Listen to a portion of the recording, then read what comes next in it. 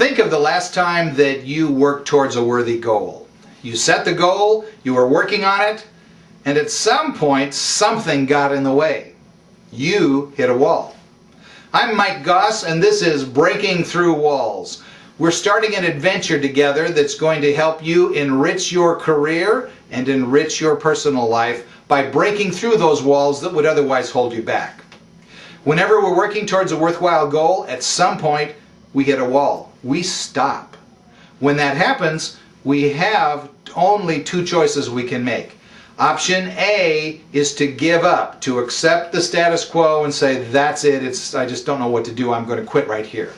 Option B is to find a way to break through that wall because you value what's on the other side. So you're willing to work hard, break through that wall, and claim the prize.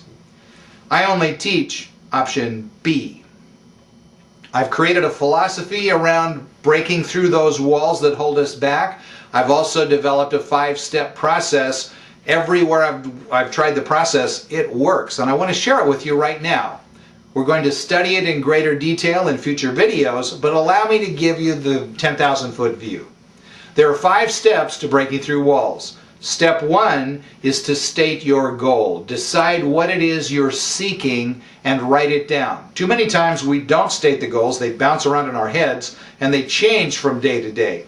When you write it down, it will actually be something that has a due date and a deliverable. A goal is essentially a dream with a due date. What is your dream? Give it a due date. Step 2 is to discover what it is that's holding you back, to define your wall. What is its nature? What is its essence? As you do that, you're going to find some weaknesses in that wall, and you're going to exploit those weaknesses in the next step, which is step 3, which is to make your plan. Now, a plan is nothing more than a list of steps in order. Each step has a deliverable, something you're going to do. Each step has a due date, its deadline date, and each step has someone who's accountable. The fact that someone is responsible for completing that step is probably the single most important factor to getting the step done. After you've made your plan and you've created all your steps, step 4 is to execute your plan. A World War I general once said, "No plan survives the first encounter with the enemy." And that's because the things that we assumed when we made our plan really didn't work out in the real world. So we had to be flexible. We had to modify our plan in the field. We had to make mid-course changes. That's a very healthy thing. It's only possible if you've made a plan to start with. So as you make your plan, recognize that when you execute your plan in step 4, you're going to find some flaws in it, and you should celebrate those flaws. We're going to make our mid-course correction to help ensure that we reach that goal. As we execute, we will get closer and closer to the goal. We will monitor our efforts. If there are several people involved, we will help each other, and we will achieve that goal. We will break through that wall. And that will lead us to step 5.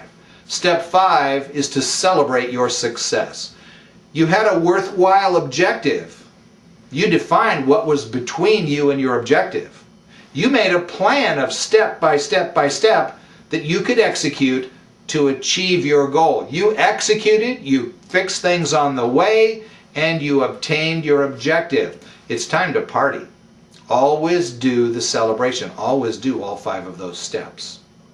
Now, we'll be going through the 5 steps of breaking through walls in much greater detail, as I said earlier, but I wanted to give you the overview, kind of whet your whistle, because we have an exciting journey together. My name is Mike Goss. Welcome to Breaking Through Walls.